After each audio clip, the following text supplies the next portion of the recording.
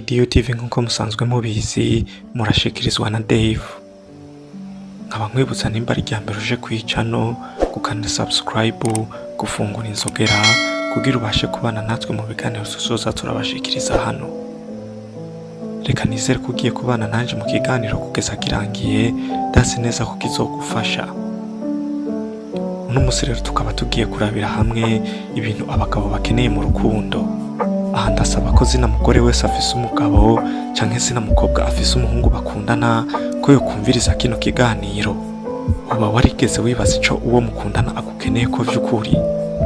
Aha inyishira za gutangwa muri kino kiganiro cane cane ku ruhande rw'abahungu. Icya mbere rero, abahungu canke abagabo barakunda umuntu abubaha. Barabikunda cyane iyo umukobwa bakundana abubaha, akabubahira ico bari, ico bavuze canke imigambi yabo. Mukobwa ukwiye kumenya ko kubaha uwo mukundanye ari ikintu c'agaciro kuri we, ndetse niyo uba ubona yuko ari mu makosa, irinde kumukosora washaririye, mutware gake gake kugeza aretse gukora ivyo wanka, kuko ni wamwubaha ukanazigera akora ivyo ushaka, ahubwo bizoca biba agapinge, azohora abikora n'impaka kugeza igihe uzohinduka ukabimubwira mu bugwaneza. Icya kabiri, barakunda umuntu abashigikira.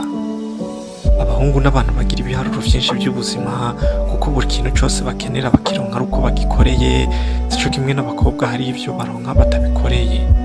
Abahungu n'abantu ikintu cyose kiba kibahanze amaso, baba bafise gukora cyane kugira bagere ku byo bipfuza. Rero mw'ico gihe abakeneye umuntu amushigikira mu byo akora, ndetse kandi n'umuha intege amuhimiriza kugira ingufu mu byo arimwo. Icya gatatu, abahungu barakunda umukobwa abugurukira. Umukobwa ukwiye kumenya ingene witwara kuwo mukundanye, ukamenya ko ukwiye kumwugurukira, ugakuraho ibintu by'uko uwo mukundanye umufata nk'aho womengo niho mukimenyana. Niwumve ko mukwiye kugurukanira ku kintu cyose kibaho mu buzima. Abahungu barabikunda cyane iyo uwo bakundanye abugurukira. Icya kane ari nacyo cya nyuma, abagabo barakunda umwidegemvyo no kwizigirwa. Ubucuti bwiza si ubwo kugenzurana, ahubwo n'ubwo kwizigirana. Burya umukobwa ahora yizera ko umuhungu bakundana iyo batari kumwe aba ari kumuca inyuma. Umukobwa umenye ko utizera uwo muba mukundanye, kandi ugakwiye kumwizera. Ego bisa n'ivyo kugora gupfa kwizera umuntu, ariko ntaco tuma utamwizera mu gihe utaramufatira mw'ivyo umwibazako. Rero iga kwizera uwo mukundana, bizotuma umubano wanyu umera neza.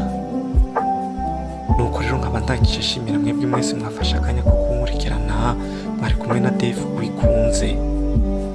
Reka nizere ko kino kiganiro cagushimishije, wibuke kufyonda hajya handitse s'abone kugira uzokomeze kubona ibiganiro nk'ibi, kandi wibuke kugikwiragiza mu bagenzi bawe kugira nabo kibafashe. Murakoze cyane, mugira ibihe byiza.